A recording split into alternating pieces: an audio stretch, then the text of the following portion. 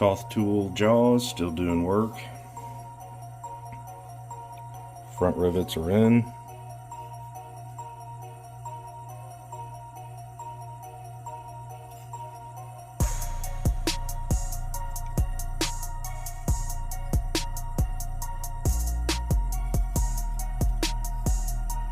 There you have it.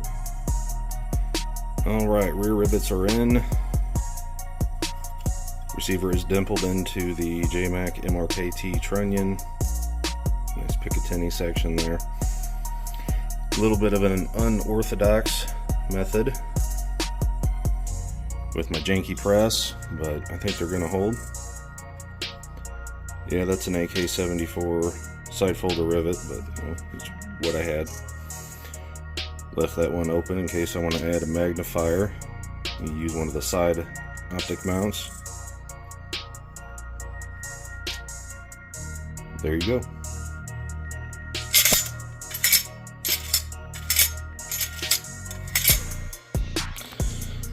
Alright, you can see a barrel is pressed in. We're going to go ahead and check headspace, and then I'll talk a little bit about some of the differences in the barrels.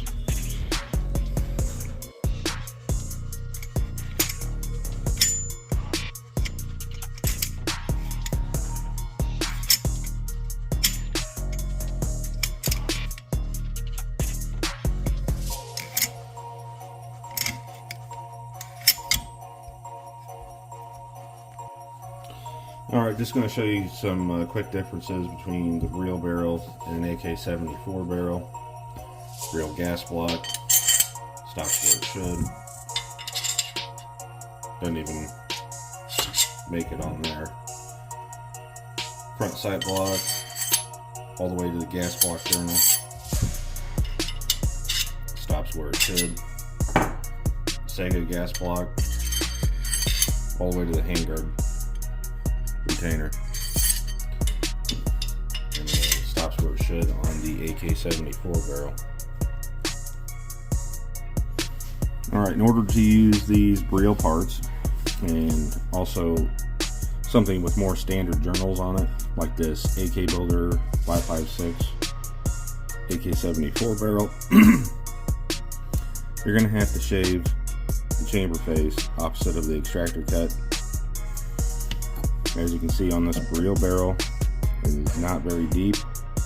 It is a lot more deep on the AK-74, and what will happen,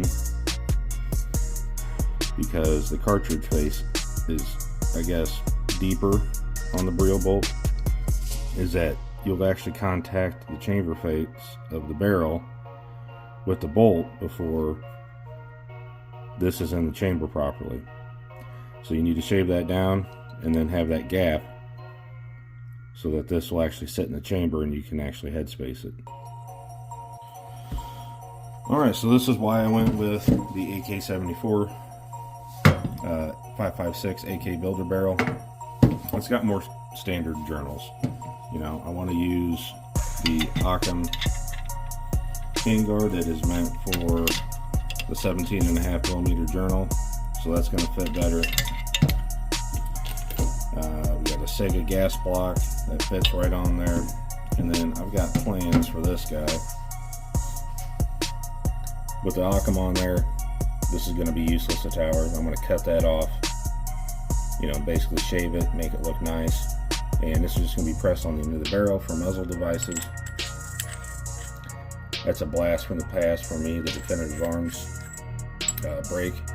Used to have one of those on an SLR 104 FR. They look cool.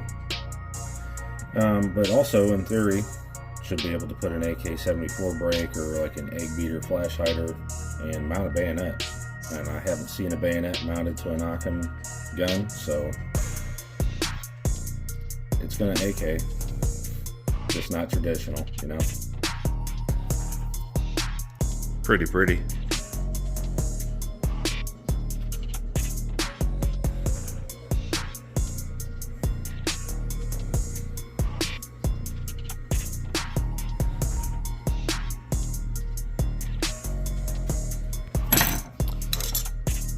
AK thumb grips, charging handle, Simple, effective, cheap. Got the M4 stock adapter on there, SIG knuckle. Tango down grip on. Give it a kind of a coat of paint here. It's just Rust-Oleum. Side rail is riveted on. Kind of mucked it up a little bit right there with the rivet jaws, but it's kind of a hard one to get to.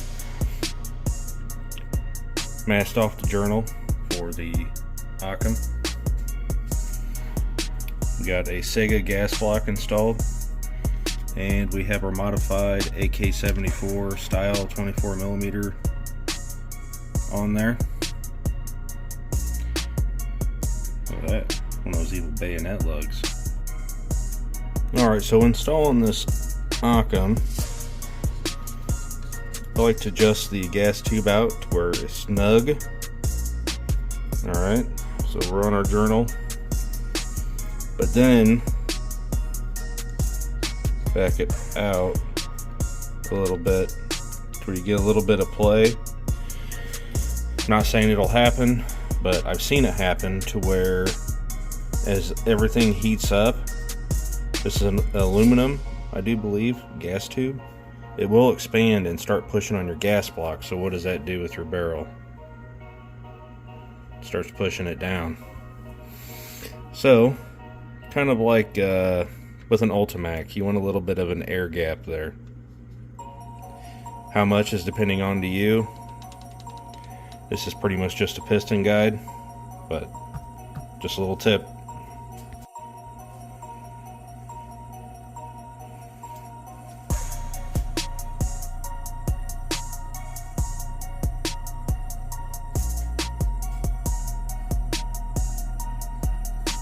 I'm going to see if this thing will feed some dummy rounds. First one. Second one. Third one. Alright, first shots through this thing.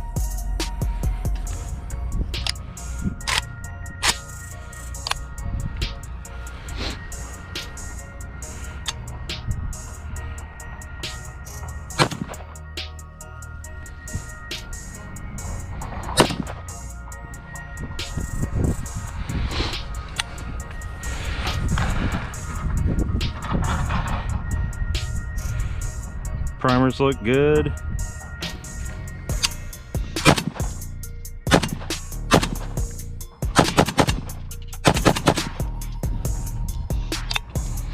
Nice.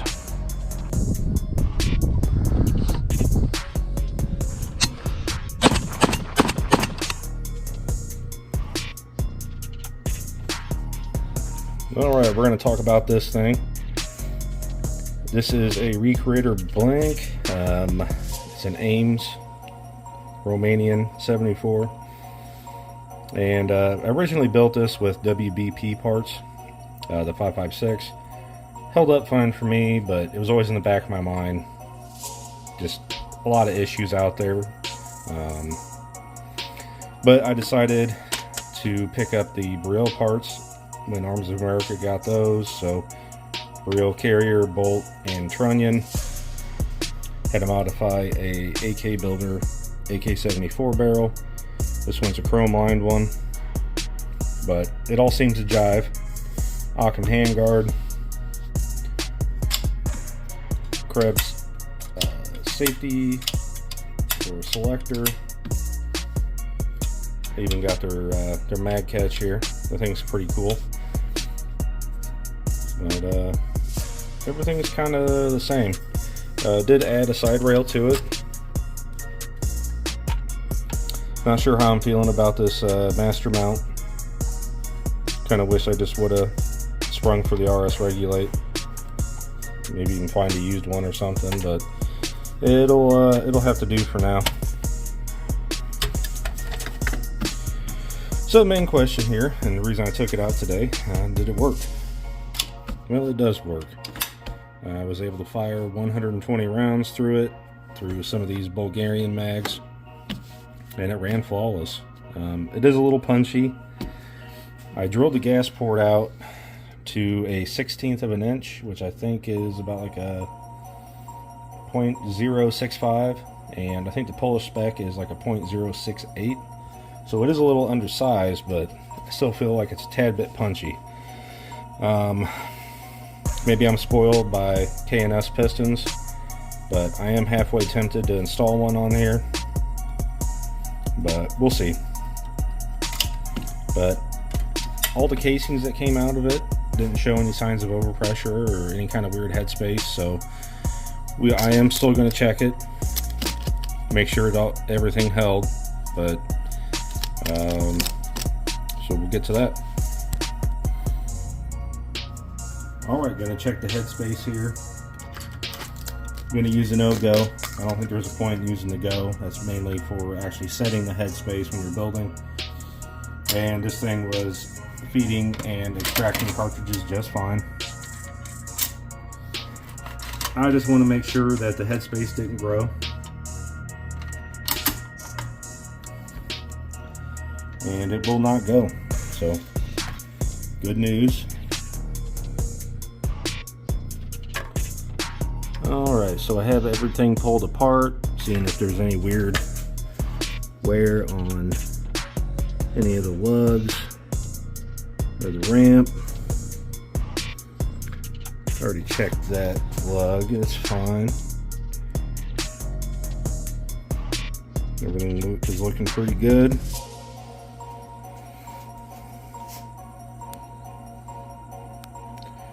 Nothing weird on the bolt.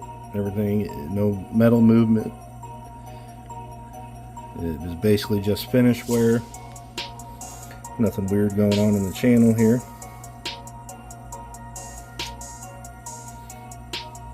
So, alright, good news.